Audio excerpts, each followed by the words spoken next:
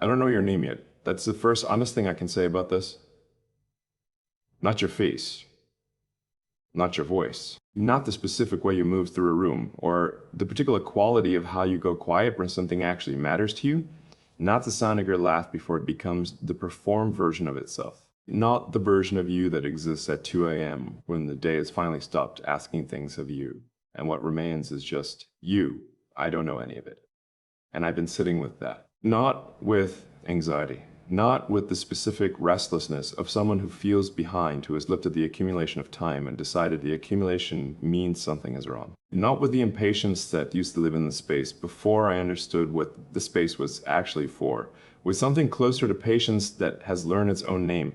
That's different from waiting passively. I want to be precise about that difference because the difference is the whole thing. Passive waiting is what you do when you've removed yourself from the equation. When the posture is one of someone who has decided that the arrival of the right thing is entirely outside their influence, and the only available response is to exist until it happens. That's not what this is. This is something else. This is the specific quality of someone who is understood, not theoretically. Through the accumulated evidence of enough wrong turns to constitute a real education, that the most important preparation for the thing you want is not the search for it. It's the building of the person who is capable of it. I've been building every day without announcement, without an audience. And the specific quiet of someone who has stopped performing the search and started doing the actual work. I want to tell you about the work, not the impressive version, the honest one. The honest version starts with an admission I don't make easily. I wasn't always building. There was a version of me, not distant, not ancient, reason not to be uncomfortable, who was moving through the space where you were supposed to eventually be and filling it with the wrong things. Not maliciously, not deliberately, with the specific unconsciousness of someone who hasn't yet learned to tell the difference between what they actually want and what they've been told wanting looks like. I was doing the second thing, following the shape of it. The shape that says desire should feel urgent, should feel charged, should arrive loud and obvious and require immediate action. Should feel like something is pulling you forward with enough force that the direction is unmistakable and the response is reflexive. I followed that shape more than once, and what I found at the end of it, every time without exception, with a consistency that eventually became impossible to ignore, was not what I was looking for. What I found was the cost of confusing loudness for signal. The cost is specific, it's not dramatic, it doesn't announce itself the way the thing you lost announces itself. It accumulates quietly. In this specific heaviness of being in a connection that requires you to be a slightly different version of yourself than you actually are. In the particular exhaustion of monitoring, of running the second track, the track that watches how you're appearing while you're trying to also actually be present in a context where the presence should be effortless. It wasn't effortless. It was work, not the good kind, not the kind that builds something, the kind that maintains something that wouldn't survive without the maintenance. I know that kind of work now. Know it the way you know something you've been inside long enough to recognize it from the inside. Not from description, from the felt experience of someone who was in it and eventually, slowly, with more resistance than I'd like to admit, found the way out. The way out wasn't dramatic either. It was a decision not to find better, to become more honest about what I actually wanted, not the shape of it. The substance. The substance, when I finally let myself be honest about it, was quieter than I expected. It wasn't the list, I made lists before, the specific kind that sounds like requirements. The organized version of what someone who has been disappointed enough times produces when they decide to be more deliberate about what they're looking for. Lists are about the other person. This wasn't about the other person. This was about a feeling, a specific quality of being in someone's presence that I had experienced. Briefly, in fragments, never completely, never sustained.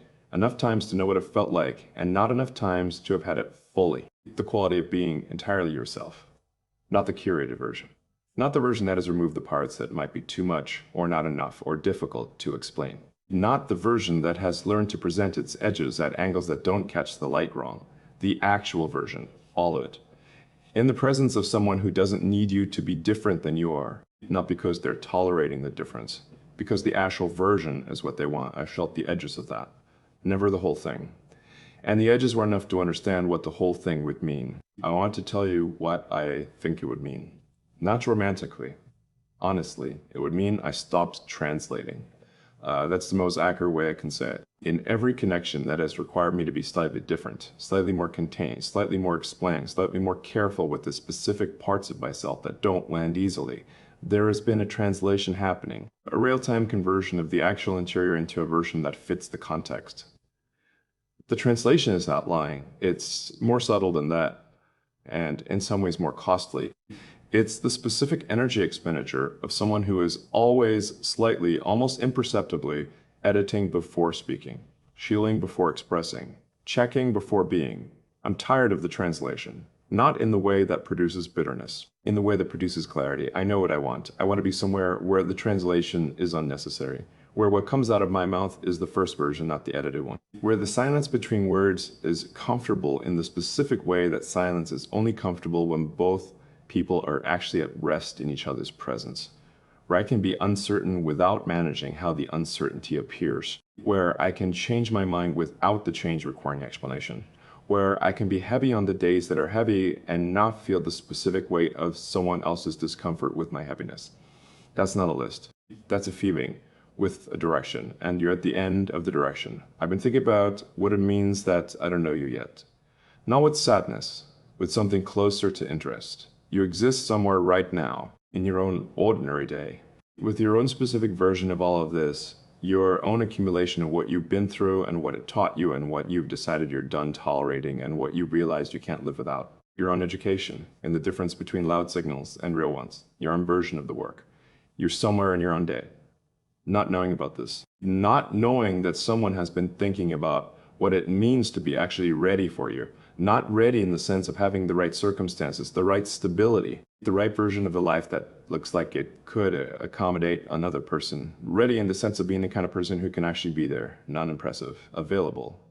I want to explain that word, available, because it's not the same as open, and it's not the same as looking, and it's not the same as the performed version of readiness that someone produces when they've decided they want something, and the decision has become visible in how they move through the world.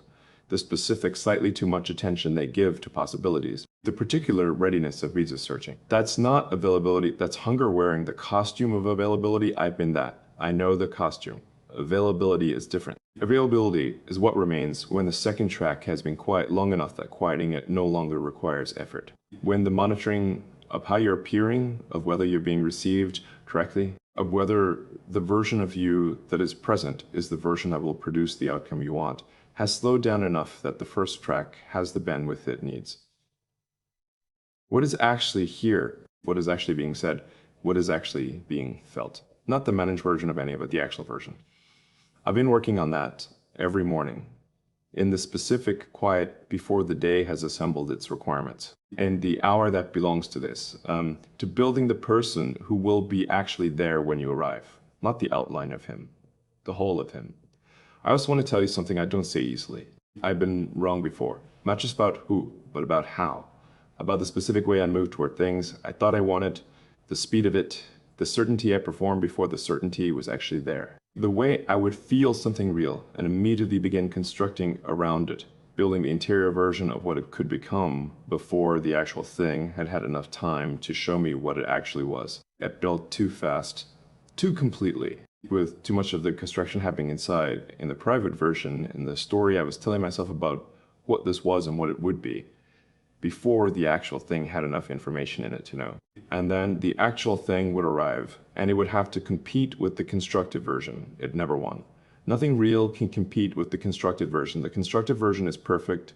The actual thing is real. And real has edges and inconsistencies and days that don't match the narrative and moments where the person in front of you is undeniably human in ways that the constructed version never has to be. I made the actual thing compete too many times. I'm not doing that with you. The space where you will be is open, not empty in the abandoned sense, open in the deliberate sense. I have not built you in advance. I have not constructed the interior version of who you are and what this will be. I have left the space the size it actually is, which is large, which is real, which is honest. That openness is the most careful thing I've ever done with a space. So this is where things are. This is the current location, not at the end of something, not at the beginning either, not exactly. Somewhere in the middle of the becoming, in the specific place that preparation seasons occupy, after the education and before the contact. After enough Wrong turns to have learned what wrong feels like from the inside, before the moment where everything the preparation was for arrives in the form of an actual person in an actual space, with an actual quality of presence that either matches what I've been building toward or reveals that the building isn't finished yet. I'm in that place, working, quietly, without audience, towards you, not knowing your name, not knowing your face, knowing the direction, knowing that the direction is real, because real directions don't require constant reinforcement to maintain their realness. They just hold, quietly, steadily. The way things hold when they're actually true and not just performing truth. This one holds, every morning, when the hour opens. And I'm in it, building, for the actual thing, for you. There's something I've been noticing lately, not about you, about you. Specifically about the version of me that shows up when no one is watching, when the day hasn't started yet and the requirements haven't assembled and the only thing present is the quiet and whatever I actually am inside it. That version has been changing, slowly, in the specific way that things change when the change is real, not the announced kind. Not the kind that produces visible evidence quickly enough to be satisfying, but the kind that accumulates beneath the surface until one morning you sit down in the same hour you've been sitting in and something is different without you having done anything different. That's been happening. I want to tell you about it honestly, not because it makes me sound like someone who has everything figured out. I don't. Not because it positions me well in the story of what this eventually becomes, because you deserve the honest version of where this is. Not the curated one, the actual one. What I've been noticing is the loosening. That's the most accurate word for it. Not a dramatic release.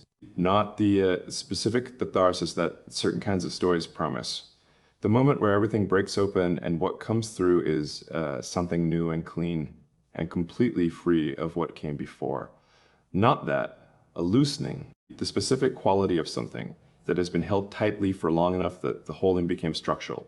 Became part of how the thing was shaped, beginning slowly and without announcement to release some of its grip. I didn't notice it happening. I noticed that it had happened. There's a difference. The noticing it happening version would have required me to be watching for it. It would have required the second track, the monitoring track, the one that runs alongside whatever is actually happening and observes how it is appearing, whether it is progressing, whether it is producing the outcomes it was supposed to produce. I wasn't watching, I was in the hour.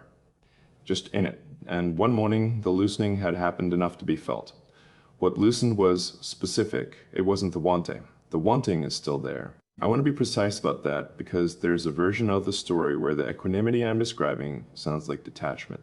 Sounds like someone who has resolved the longing by transcending it. Who has made peace with the space by making the space unimportant. That's not what happened. The wanting is still exactly the size it has always been.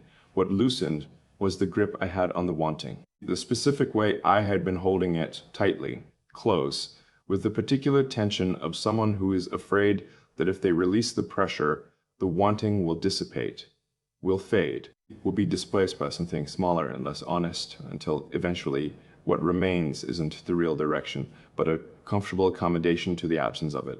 I had been gripping the wanting to keep it real. What I didn't understand, what the loosening taught me, is that the wanting was always going to be real, not because I held it, because it was true.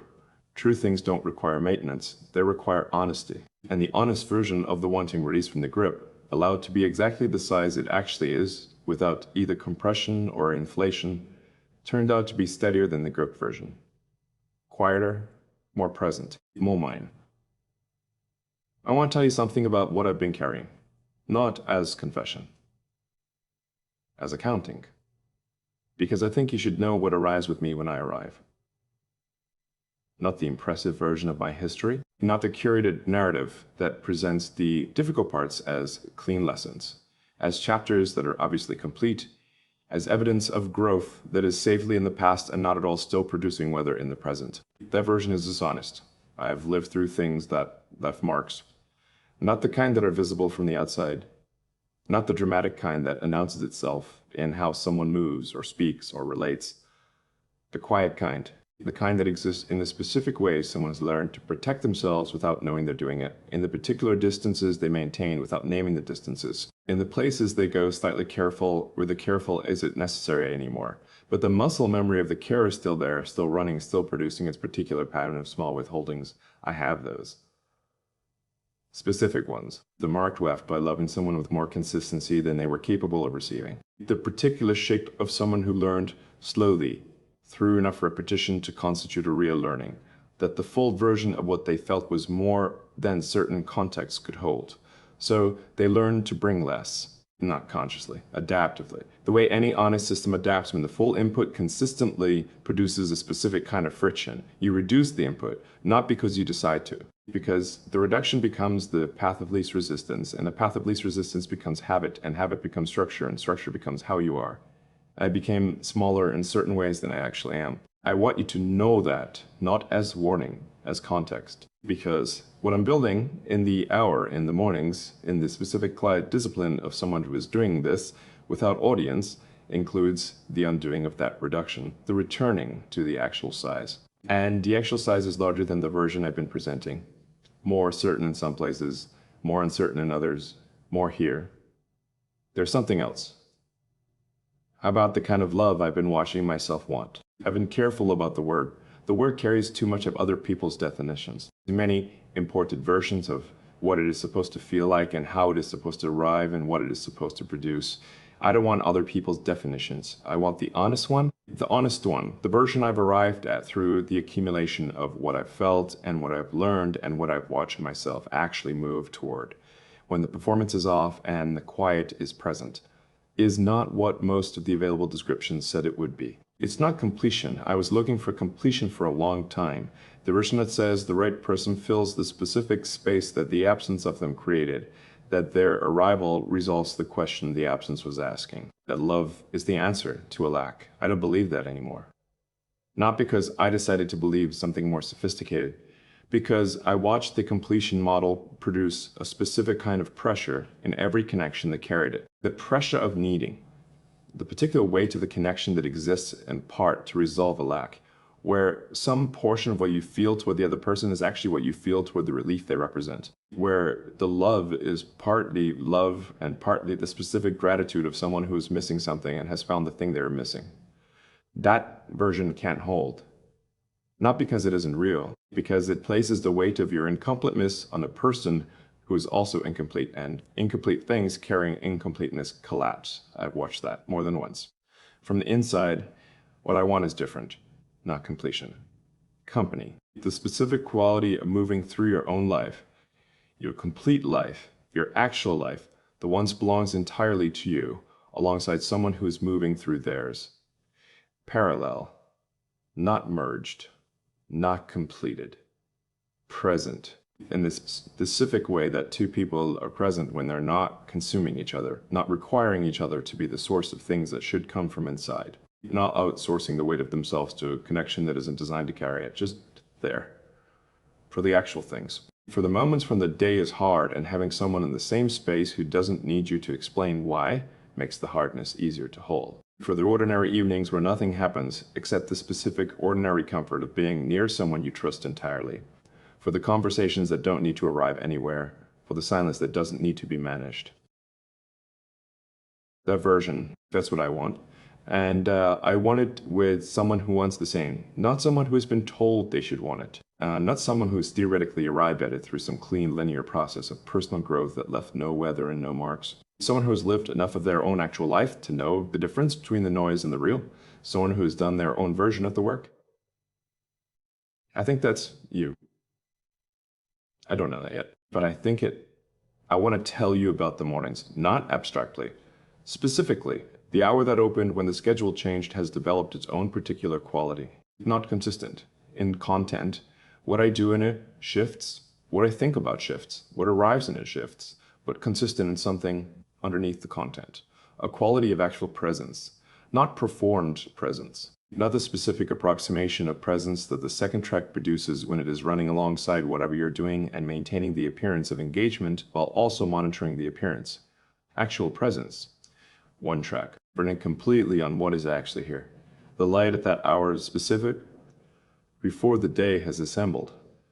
Before the requirements have begun arriving, before the weight of everything that needs to happen is settled into position and started producing its particular pressure. Just the morning, just the quiet, just me in it. And somewhere in those mornings, without planning it, without deciding to, I have been arriving more completely than I was arriving before.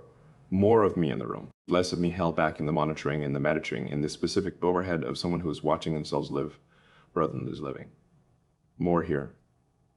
And I know what that means. It means that when you arrive in whatever form the arrival takes, in whatever ordinary context, the ordinary accumulation of days eventually places us in the same space, there will be more of me available for the actual thing, not the impressive version of the meeting, the real one, where two people are genuinely in the same space, both running one track, both actually there.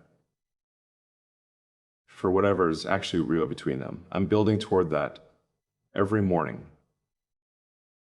in the hour that belongs to this. I also want to say something about the fear, because it's there. And honesty requires that I not skip it. The fear is not dramatic. It doesn't produce paralysis. It doesn't live in the foreground, in the part of the day that is visible and active and moving forward.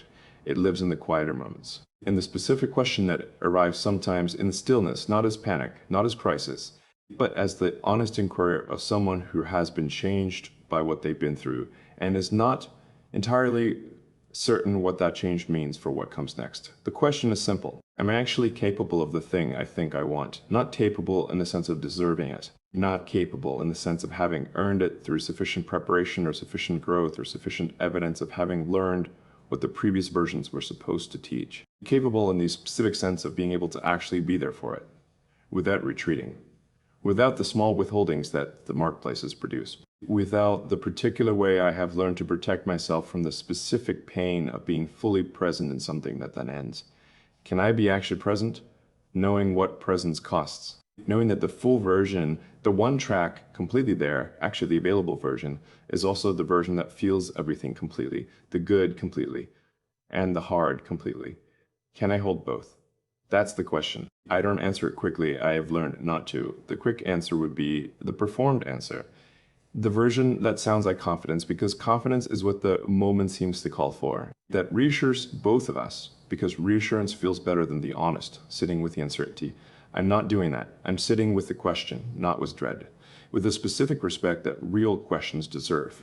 And what I've noticed in the sitting, not as conclusion, not as resolved certainty, but as the felt sense of someone who's been in the question long enough to start understanding its texture, is this. The fear is not evidence that I'm not capable. The fear is evidence that I understand what it costs, and understanding the cost is different from being unwilling to pay it.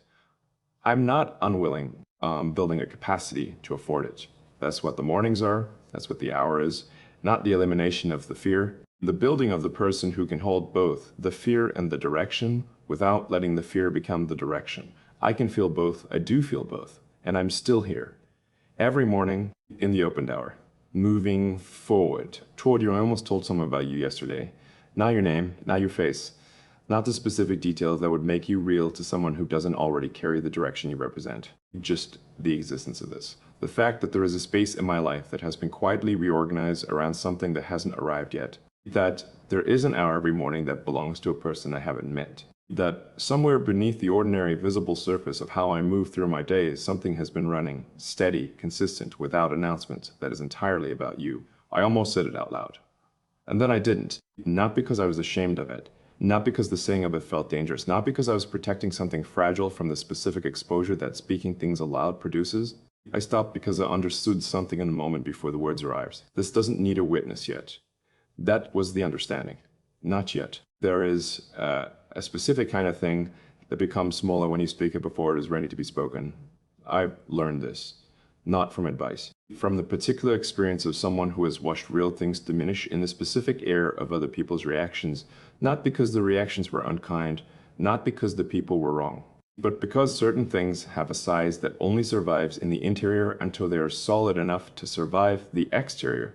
This is one of those things. It is real. I know it is real because real things have weight, and the places where they live, they don't require constant tending to remain present. They don't need to be checked on to confirm they haven't faded. They hold their own position in the interior without being held. This holds. Every morning when the hour opens, every evening when the day settles and the quiet returns and whatever is actually running beneath the surface of the day makes itself present again. It holds without my help. That's how I know it's real. But I want to tell you what happened in that moment.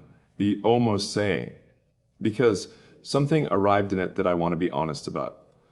What arrived was the awareness of how long I've been carrying this alone. Not in the heavy sense. Not in the sense that the carrying has been a burden I've been waiting for someone to share. The carrying has been in the specific way that private, honest things are when they haven't been contaminated by other people's versions of what they're supposed to be, clean. But long. And in the moment before the words almost came out, I felt the length of it. Felt how many mornings had opened and closed inside this direction without anyone else knowing the direction existed. How many days had moved through their ordinary requirements while something beneath them remained steady and unannounced. How many times the hour had arrived and I'd been in it, actually in it, building, working, becoming more capable of the actual thing, and the only witness was me. I felt that. Not with self-pity, with something closer to tenderness, toward myself. For showing up to the quiet consistently, for doing the work that doesn't produce visible evidence quickly enough to feel like progress when you're in the middle of it, for trusting the direction even on the mornings when the direction felt abstract, when the patience required was the real edge of its own capacity, when the distance between here and where the direction points felt less like a crossing and more like a permanent condition. I showed up anyway. Every morning, quietly, without the audience. And in that almost saying, I understood that the showing up has mattered, not because someone witnessed it, because I became it. I want to talk about loneliness, not as complaint, as honesty, because I think if I skip it, the accounting is incomplete, and the accounting has to be complete. You deserve the complete version, not the version that has edited out the difficult parts, because the difficult parts are less appealing than the growth that followed them. The growth came from the difficult parts. You don't get to have one without showing the other. So, loneliness. The specific kind that this particular season has produced. It's not the loud kind, not the acute kind that announces itself clearly and demands to be addressed. The loud kind is almost easier. It has a clear shape, a clear request, a clear direction toward resolution. This kind is quieter. It lives in the specific texture of days that are full and productive and meaningful and completely devoid of the one particular quality that would make them feel complete in the way they currently don't feel complete. Not empty days, full ones, with a specific absence running underneath the fullness. I've learned to sit with it, not to fix it, not to resolve it by finding a substitute for it, not to reduce it by convincing myself it isn't there or isn't the size it actually is, just to sit with it, to let it tell me what it is, without rushing to make it something else. And what it has told me, in the specific way that things tell you their honest content when you stop trying to translate them into something more manageable, is that it is not evidence of lack. It is evidence of direction. The loneliness is the shape of what I'm moving toward and has your outline. Not your face, not your specific form, not the particular version of you that exists in actual reality and will eventually occupy actual space and actual proximity to me. Your outline. The space where you will be. And the space where you will be is real enough to feel empty before you're in it. That's not nothing. That's the most honest proof I have that this is real. I've been thinking about what I will be for you, not in the constructed sense. I told you in the first part, I'm not building the interior version. I'm not populating the space with a version of you that has to compete with the actual you when the actual you arrives. But I've been thinking about what I want to be, what I am building toward being. Not impressive. We've established that. The impressive version costs too much from the inside and produces the wrong kind of attention from the outside. The second track running at full capacity to curate a presentation. The particular performance of a person who is watching themselves in real time and adjusting their performance based on the feedback. I don't want to be impressive. I want to be honest. Specifically and consistently honest. In the way that honest is actually hard. Not the easy honesty of saying difficult things when the moment calls for it, but the sustained honesty of being the same person in the private moments as in the visible ones.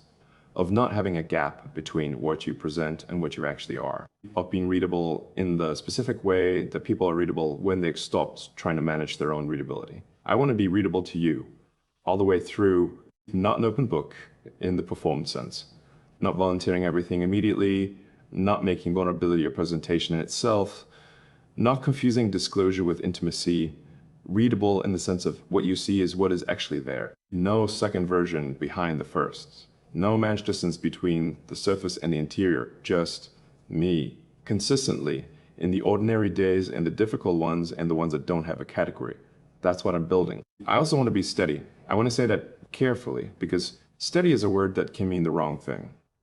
Steady does not mean unchanging. It does not mean the specific performance of someone who has convinced themselves that equanimity is a destination rather than a practice. Who presents the appearance of settledness, because the appearance is preferable to the admission of ongoing uncertainty. That version of steady is exhausting to maintain and dishonest to receive. What I mean by steady is different.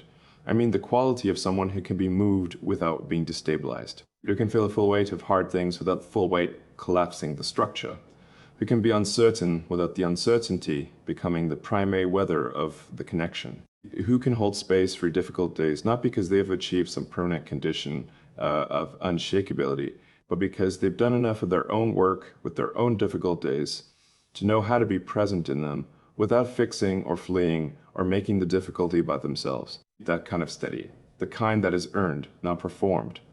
I am earning it in the mornings, in the hour, in the specific practice of someone who is learning slowly without shortcuts through the actual doing of it, how to be more completely in whatever is actually here. Something shifted this week. Small from the outside. I was in the middle of an ordinary day, the kind that doesn't ask for anything particular. No specific demands, no specific pressure, just the accumulation of small requirements that ordinary days are made of. And something arrived. Not dramatically. Not with the particular force of something that is trying to be noticed, quietly. The way real things arrive. It was a moment of complete presence. Not manufactured. Not the result of any deliberate technique or any conscious choosing in that specific instant. Just the second track went quiet. Entirely. For a moment that was longer than the usual moments of accidental presence. And what was left in the quiet was the first track, running completely. Alma was actually there.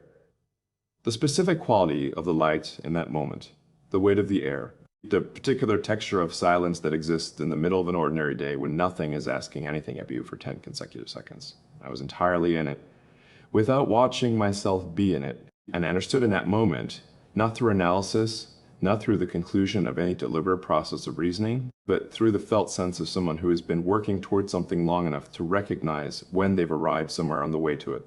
This is what I'm building. This, right here, this quality, this presence, this being completely in whatever is actually happening without the overhead of the monitoring. This is what you deserve from me. Not the special occasion version. Not the version that exists only in the moments that feel important enough to call it forward.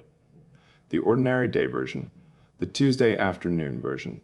The nothing-ish happening version.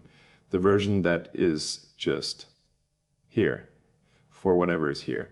I want to say something about time, about the specific relationship I've been developing with the distance between now and when. I used to experience the distance as pressure, not consciously. The pressure didn't announce itself, it ran underneath, in the specific background urgency of someone who has an idea of what they want, and has been without it long enough that the without it has started to feel like information about whether it's coming. The pressure produced a particular distortion. It made the distance feel like a verdict.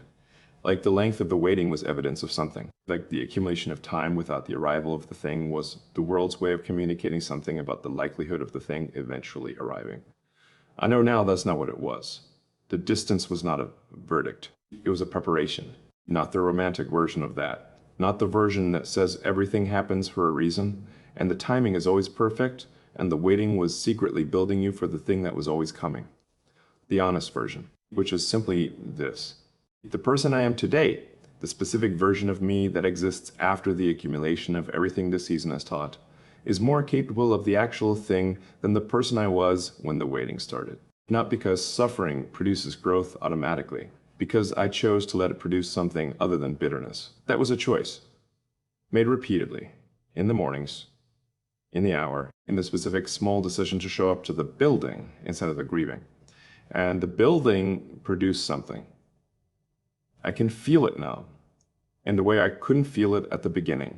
A stability that doesn't need reinforcement, a direction that doesn't need validation, a sense of who I am that doesn't depend on external confirmation to remain present. That's what the time produced, not despite the length of it, because of it. So this is where I am, still in the preparation seasons, still in the mornings, still in the hour that belongs to this. But different than I was at the beginning of it, more present, more certain of the direction without being certain of the destination, more capable of being actually there when the actual thing eventually occupies the space that currently holds only its outline. I don't know when. I've stopped treating that as a problem. The when will arrive when it arrives. What matters is who is standing here when it does. And who is standing here is becoming slowly, honestly, in the quiet of the accumulated mornings, the person who can actually receive you. Not the impressive version, the available one. Running one track, completely here, for whatever is actually real between us. That person is getting closer to finished, not finished, closer. Every morning, in the opened hour, for you, still without you knowing. Still the quietest kind of real.